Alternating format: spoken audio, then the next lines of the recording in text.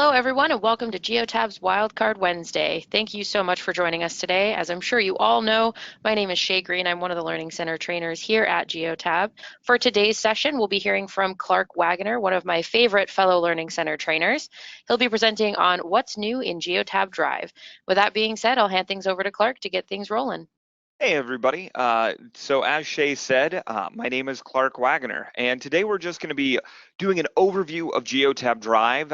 We are going to be in the feature preview database so that we can show off some of the new features and the upcoming features. So let's go ahead and get started. We're just going to start real quick by logging in. And I've got John Doe's little login already saved for us. And as we get logged in, you'll notice that we have all of these different vehicles showing up. Now, these are vehicles that are in close proximity to me.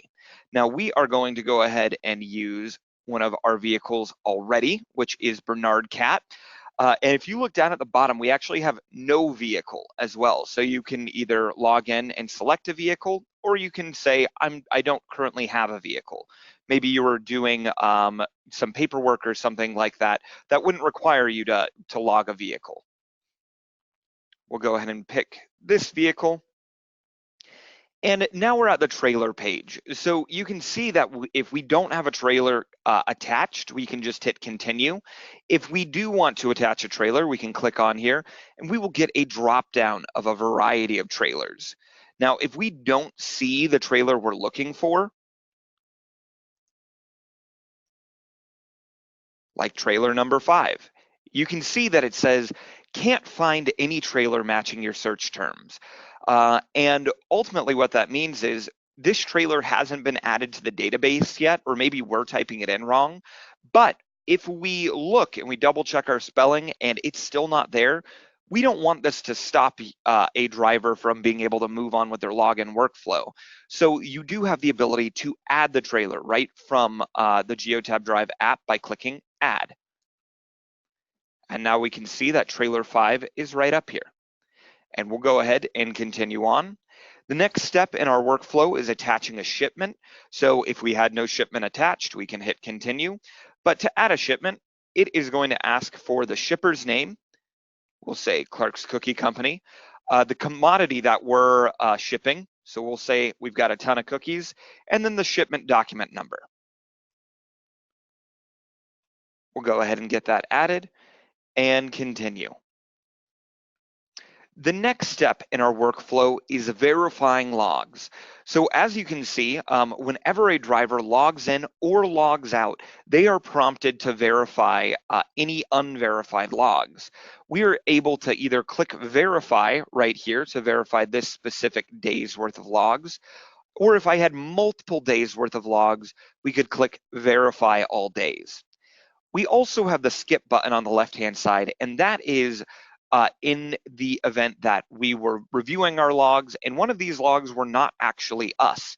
So we would not want to verify that log. We'd want to skip it and then annotate it for our admin to let them know, hey, this log maybe wasn't me, or something is inaccurate about this log and we need to edit it together. But all of these logs were me. So we'll go ahead and click verify all days. And I'm going to certify that my data entries and my records of duty status for each listed 24-hour period are true and accurate. We'll hit agree. The next step in the workflow is if your vehicle has any unassigned or unidentified driver logs, it is going to display them right here. And so as a driver, you should be looking at your vehicle and seeing if any of these unassigned logs were you to lighten that load of your admins. So it looks like that was me. And I'll go ahead and assign those to me. And if none of those logs were mine, I would hit the skip button. And it is going to give you a warning, more or less, saying, hey, your current availability may be affected if you accept these logs. Are you sure you still want to do this? And since I know that this was me driving, I'm going to go ahead and say okay. Awesome. The next step in our login workflow is DVIR.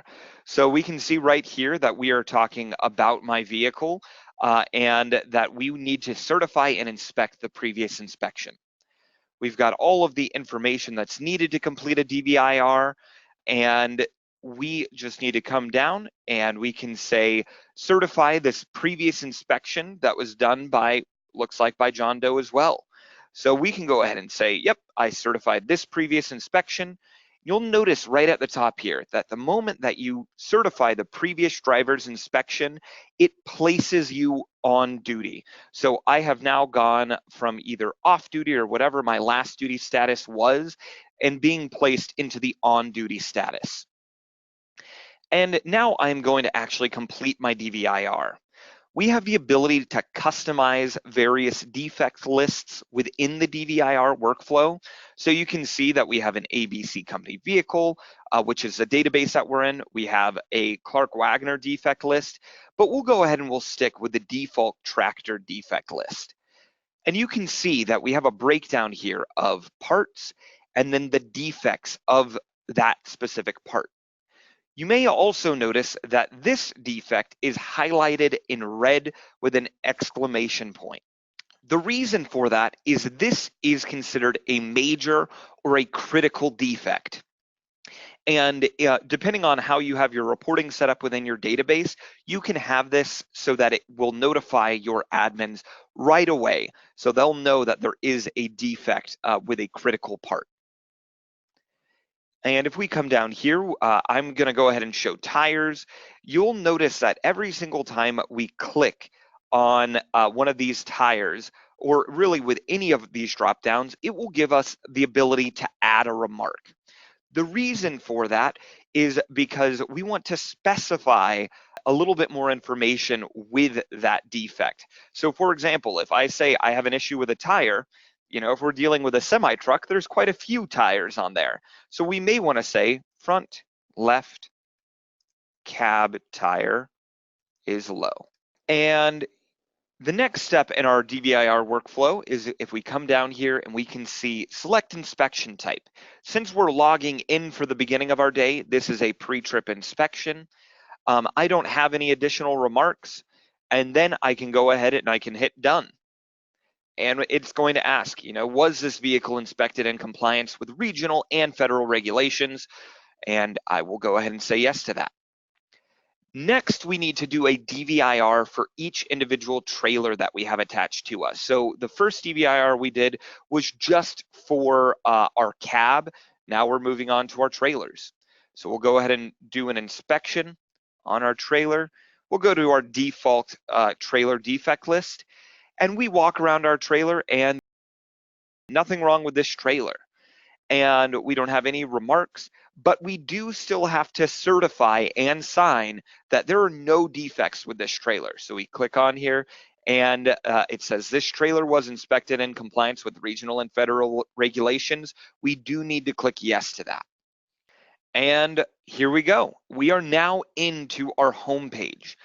Now, we are not going to talk about every single one of these add-ins on here. These are all add-ins that are available right now on the marketplace. I believe all of these are free. So if you do want more information, we can get you some links to these marketplace add-ins. But we'll go ahead and start off in the Hours of Service tab.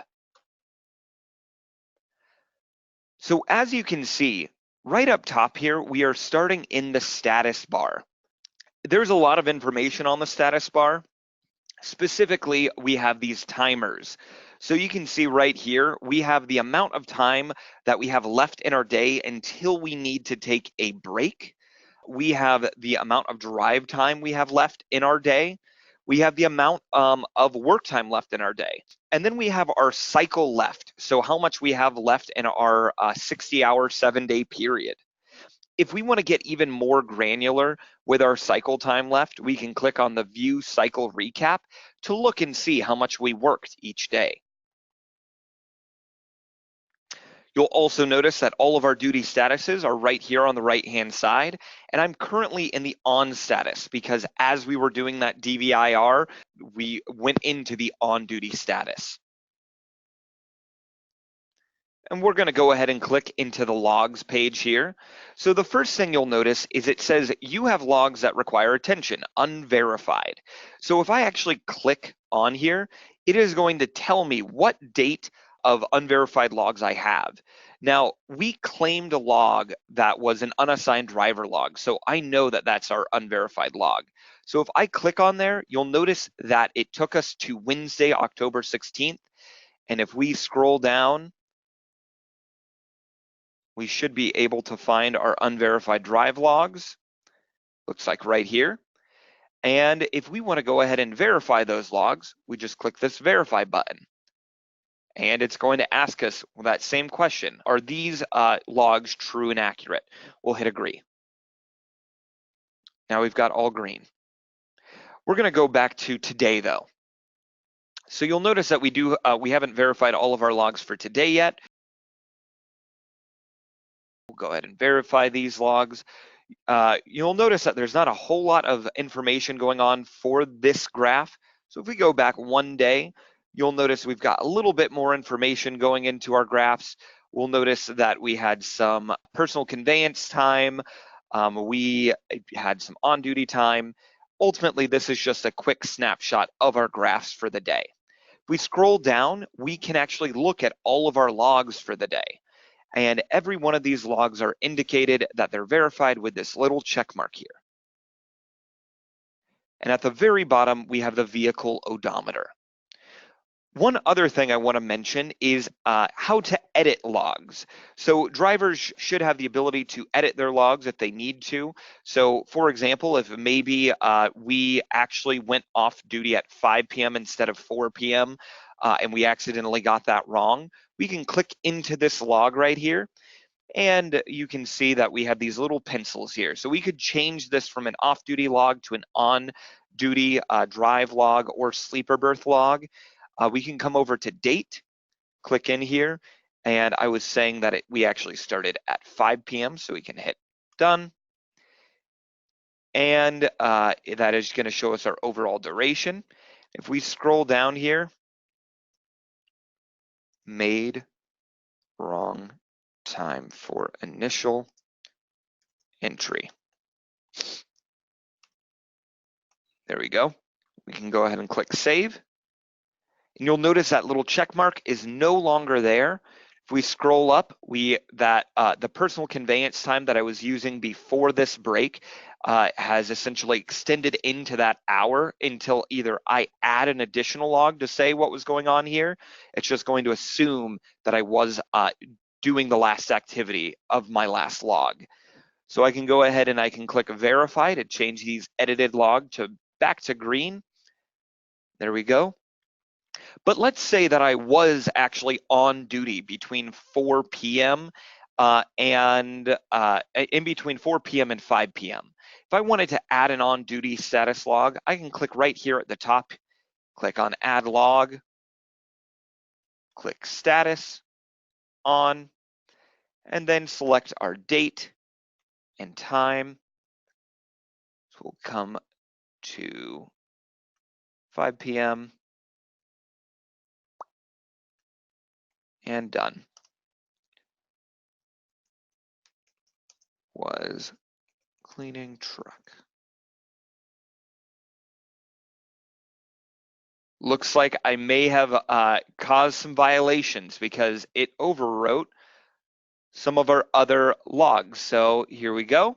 Now we have all of these logs showing for this day in violation, which is another great thing I wanted to show you all. Because if you do have violations, they will be underlined with this red line right here. But if we look right up here at the top of our day, it will show us whatever violation that we've caused. So we have a minimum 10-hour off-duty per day violation. Let's go ahead and move into the options page.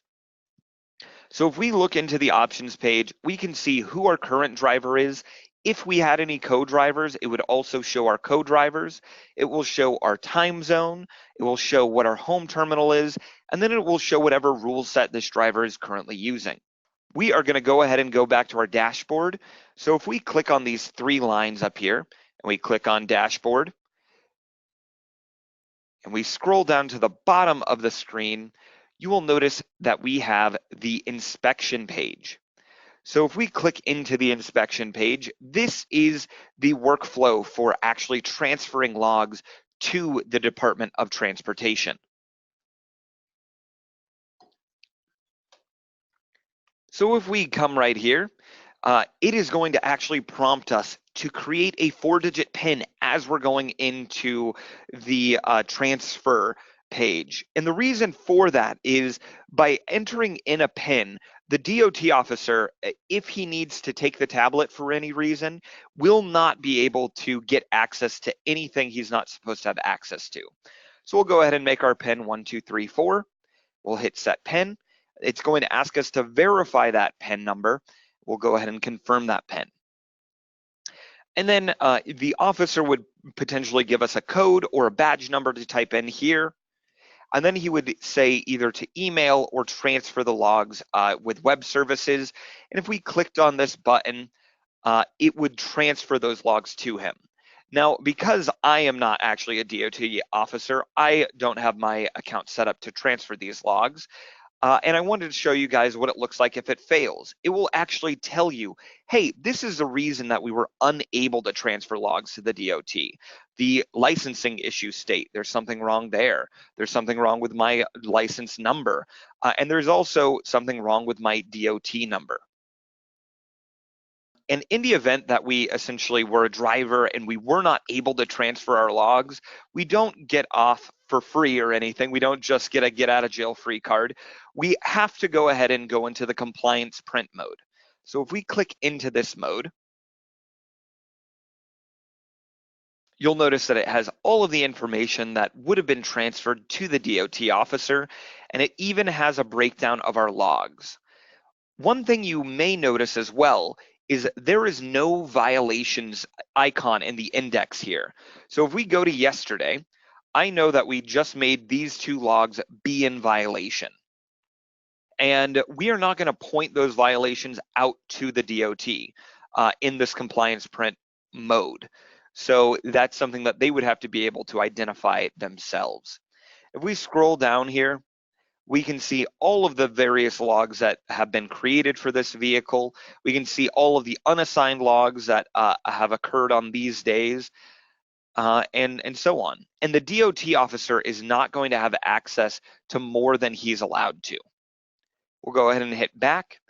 And as we're actually logging out of this inspection mode, it is going to then ask us for that PIN number to get back to our dashboard. And if for whatever reason you forgot your PIN in the time that the DOT officer had the tablet, don't worry, you're not locked out of your system. All you need to do is begin driving your vehicle with the tablet inside, and it will actually automatically log you out of inspection mode. So we'll go ahead and we'll hit 1234 again though. We'll hit continue, and we're right back to our dashboard. Now, one thing I realized as we were going over inspection mode is I forgot to talk about one very important aspect of hours of service, and that is the ability to add exemptions. So if we click right here on the View Exemptions page, we have the ability to apply adverse driving conditions, apply yard move, and apply personal conveyance right here from the app. So if we use any of these exemptions, we click apply. It is going to essentially ask us, hey, will you go ahead and add an annotation to explain why you're using the adverse driving condition exemption. Same idea with yard move and for personal conveyance. Okay, let's go back to our dashboard. So I had mentioned earlier in the session that you can have multiple drivers within Geotab Drive. So if you are a team driving or co-driving, you only want to use one tablet while multiple people are being logged into that tablet simultaneously. So if we click up here on John Doe and we wanted to add a second driver, we can click in here and we can go ahead and do Clark Wagner at geotab.com, and I will go ahead and log in here. And you'll notice that it's going to prompt me to do some of this workflow again, which we're going to skip over.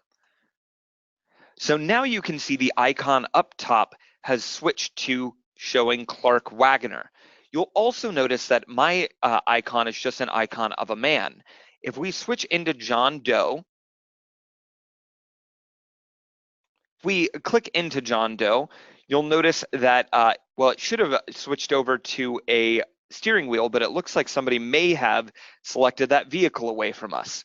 So let's go ahead and get it back. So we can click down into our assets page. Let me show that again.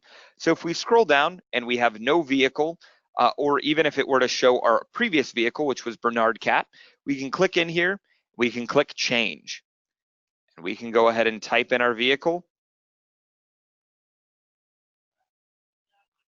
It's going to remember the trailer that we had paired.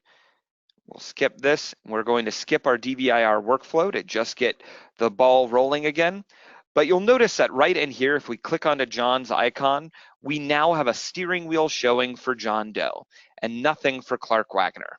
So if we wanted to make Clark Wagner the driver, we can click on driver's seat and select him as the driver. But we'll go ahead and leave John logged in.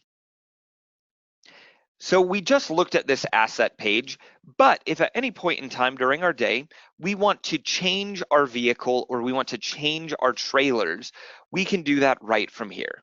We can click in, we can attach an additional trailer, or we can even remove our trailer by clicking on this X. Let's go ahead and click into DVIR here. You'll notice that we do have the unresolved defects. If we had the permissions to do so, we could repair this vehicle right from within the app, or mark it as repaired rather. Going back to our dashboard, the last thing I really want to talk about in our session today is just the settings page. So if we click down here into settings, you'll notice that we have check for updates, change your password, or even send feedback. So if you do have feedback on the app, you can actually click in here and give us feedback, and that is something that's reviewed virtually every day. If not every day, every other day. And any useful feedback that we get gets sent right to our engineering team. It also has our company information for this vehicle and what server version that the database is utilizing or the app is utilizing.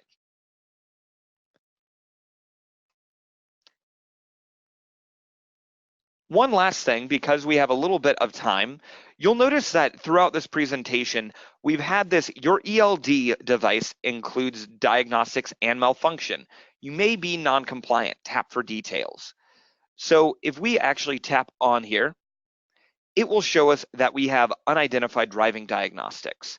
So in order to get rid of these diagnostics, we would need to actually go in and clear or assign the logs that are associated to this vehicle to be able to get rid of them.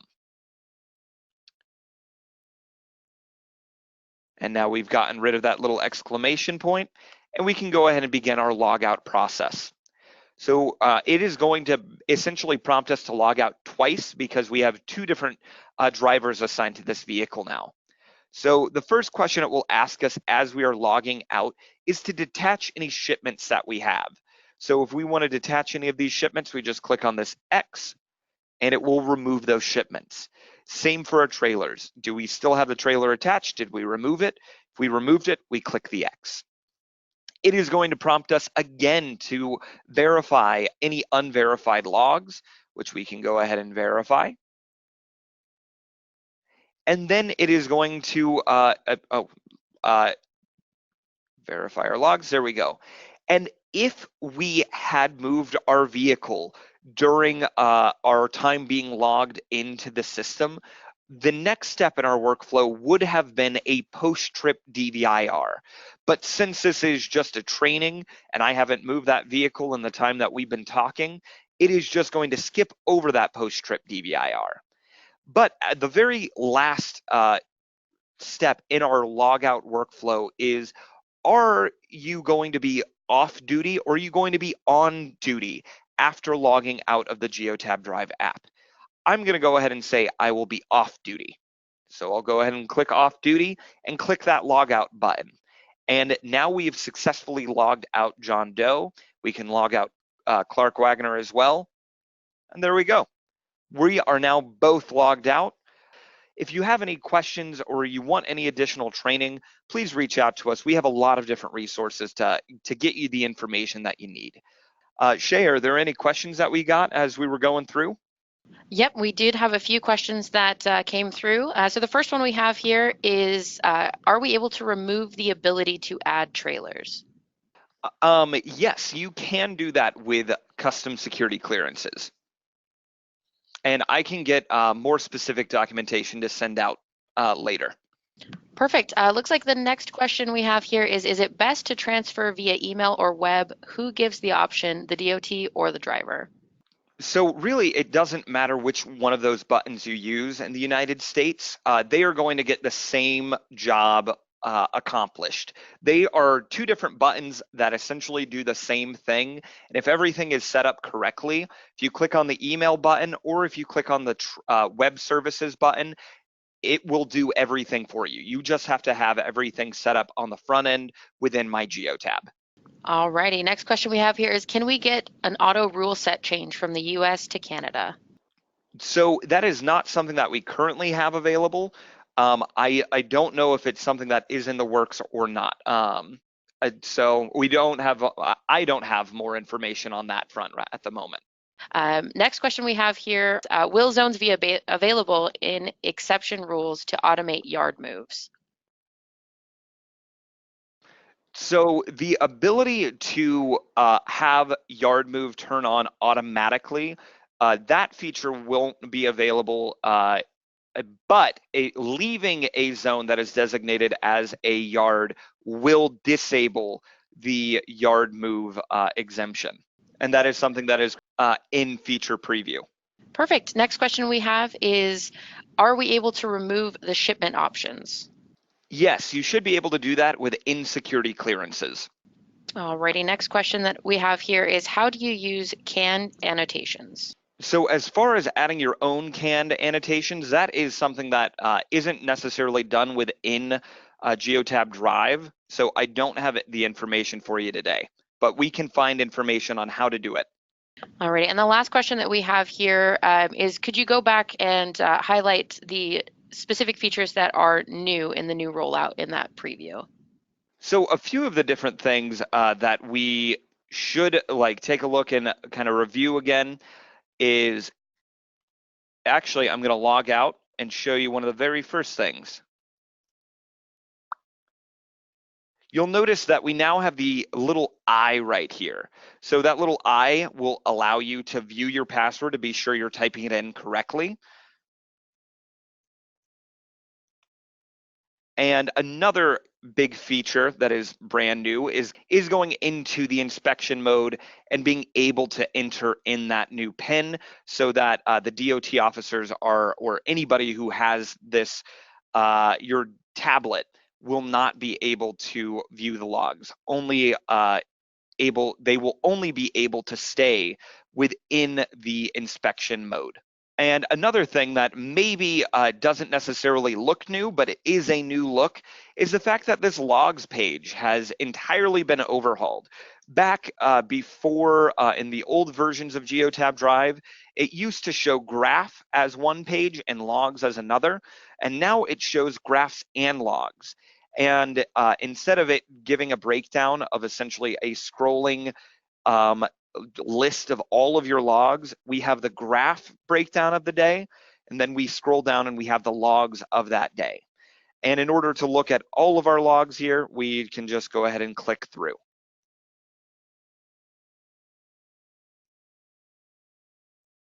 And those are the major changes that have come to Geotab Drive. All right, perfect. Looks like we have one final question here. For these new features, are we waiting until the next release, and when will that be? Most of the features that we showed are either already released or will be released by the end of the year, is what the ETA that I've heard is. Perfect. Oh, we have a couple more questions that popped through. Do you have to use the same PIN each time you are being inspected, or do you just create it on the fly with each new inspection? You can create a new one every single time. set by the driver every time they actually go into inspection mode. So you don't ever have to make it the same code, but it's whatever you want to do. All right, perfect. Thank you so much for your time today, Clark. It actually looks like that is a wrap for this week's Wildcard Wednesday. Again, I want to thank Clark for joining us today and sharing this presentation. If you guys do have any further questions regarding today's topic, please don't hesitate to reach out to your reseller, your account manager. Until next time, I'm Shay Green, and I want to thank everyone for joining us today on Wildcard Wednesday. We'll see you guys next time. Same Geotab time, same Geotab channel.